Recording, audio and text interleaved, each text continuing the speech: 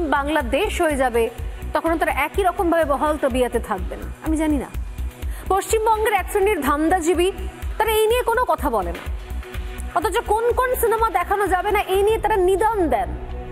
আমি জানি না যে শামশেরগঞ্জ ধুলিয়ান নিয়ে সিনেমা হলে চলতে পারবে, পশ্চিমবঙ্গ রিলিজ করবে, কিংবা বাংলাদেশে সেই নোয়াখালী থেকে শুরু করে এই সময় 2025 সাল পর্যন্ত যেভাবে দুর্গাপুজো, লক্ষ্মী পুজো বাধাপ্রাপ্ত হয়েছে, প্যান্ডেলে জ্বালানো হয়েছে, মন্দির ভাঙচুর করা হয়েছে, প্রতিমার উপর আঘাত করা হয়েছে, এগুলো নিয়ে যদি কোনো অবাঙালি পরিচালক সিনেমা করে চলতে দেওয়া হবে?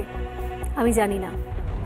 আজ মহালয়া, আজ এমন এক পবিত্র দিন যে দিনে সত্যি সত্যি আমাদের কথা বলা উচিত যে আসলে আমরা বাঙালি নিজেরা নিজেদের সর্বনাশ কতটা দ্রুত করছি, কিভাবে আমরা আমাদের পুজো অর্চনা, শাস্ত্র, নীতি, আচার থেকে বহু দূরে সরে যাচ্ছি, আর সেই ফাঁকে অজস্র অসুরের জন্ম হচ্ছে।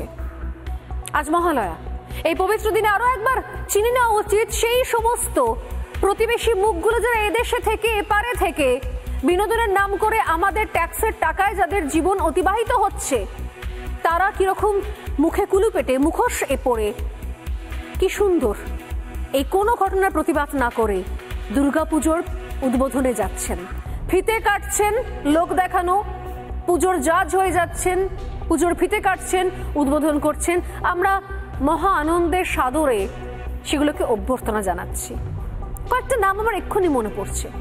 জয়া এহসান, এই পশ্চিমবঙ্গের ডিরেক্টর, পরিচালক, তার হাত ধরে বিসর্জনের মতো সিনেমা করে ফেলেছেন, অথচ প্রত্যেক বছর বাংলাদেশে দুর্গাপুজোটা ভয়াবহ হয়ে দাঁড়াচ্ছে তাই নিয়ে আজ পর্যন্ত একটা মন্তব্য করেননি তিনি।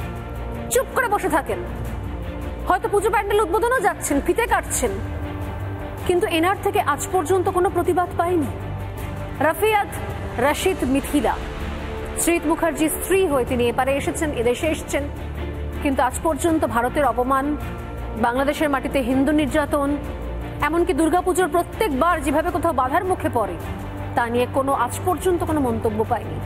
জিয়াউল ফারুক অপূর্ব এখানে কাজ করেছেন, অভিনয় করছেন।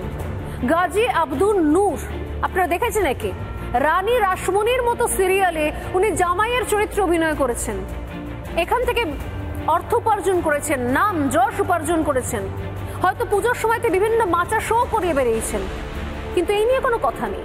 চঞ্চল চৌধুরী, নুসরাত ফারিয়া, শাকিব খান, ফিরদৌস, বিদ্যা সিনহা, মিম, অপু বিশ্বাস, কত বলবো, এরা রুটি রুজির জন্য এখানে আসে, এদেশে আসে, এদেশের মানুষের পয়সায় বিনোদন হয়, তাদের উপার্জন হয়, অথচ নিজের দেশে এই ভয়ঙ্কর হিন্দু নির্যাতন, পুজো বন্ধের হুমকি, ফতোয়া, একের পর এক দুর্গাপুজো প্যান্ডেল ভাঙচুর, আগুন লাগানো, প্রতিমা ভাঙচুর, এই নিয়ে এরা কখনো কোনো প্রতিবাদ করেন না, অথচ আমরা এদেরকে আমাদের পুজোর কিছু কিছু ক্ষেত্রে ব্র্যান্ড অ্যাম্বাসেডর করে রেখেছি।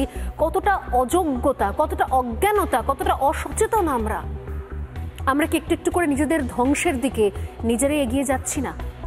আজকে হোক না একটু চুলচেরা বিশ্লেষণ, একটু অফবিট, একটু নিয়মের বাইরে হেঁটে আমাদের সংস্কৃতি, আমাদের ধর্ম, পুজো সত্যি সত্যি কোন জায়গায় দাঁড়িয়ে রয়েছে আমরা, একটু হোক না আজকে আলোচনা।